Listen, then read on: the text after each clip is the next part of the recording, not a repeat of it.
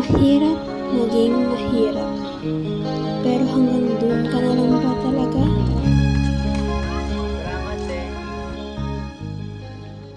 Ito si Vin, masipag at mapagmahal na anak kahit laki sa hirap. Dede, palimos mo. Din, may ginagawa ka ba? Wala eh.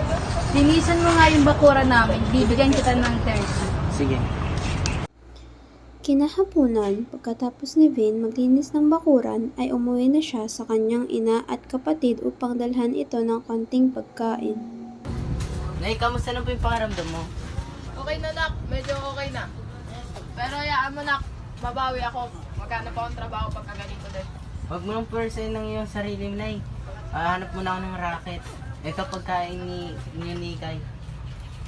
Salamat, nak. Mahirap man ang araw-araw ni Vin ay nagagawa niya pa rin pakainin ng kanyang nanay at kapatid. Walang araw na hindi niya ito inuuwian ng pagkain. Mahirap man ang buhay nila, ngunit lagi silang humuhugot ng pag-asa sa isa't isa.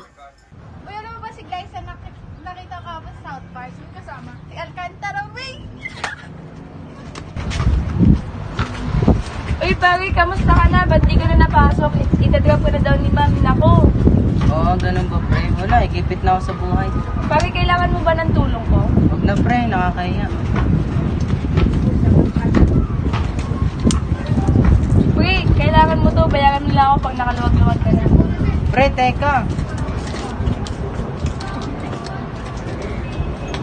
Akala ni Vin nagsisimula na ang kanyang swerte sa buhay.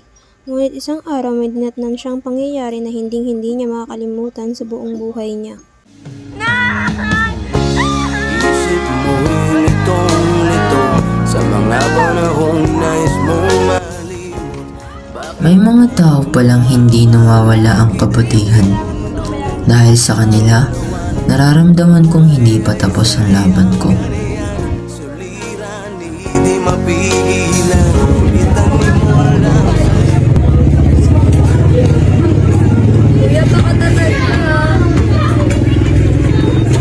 Vin, gusto lang pre.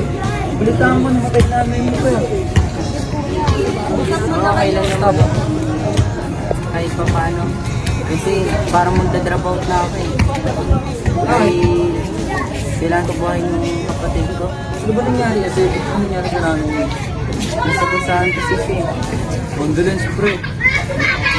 Okay lang ba? Medyo kahit konting tulong. Kahit huwag na pa. Oo, man. Kailangan mo yung pre. Kailangan mo yun. Pero tumanggi oh. Huwag mo na tanggi to. Balik mo na lang sa akin pag nakaluwag-luwag ka. Oh. Pre, napakalaki na naman. Wala yan. Kailangan. Wala yan. Basta ibalik mo na lang sa akin ha. Salamat pre. Yung pre. Pagkabigo at ang linlangang ulo sa isipan. Mga pagsubok lamang yan.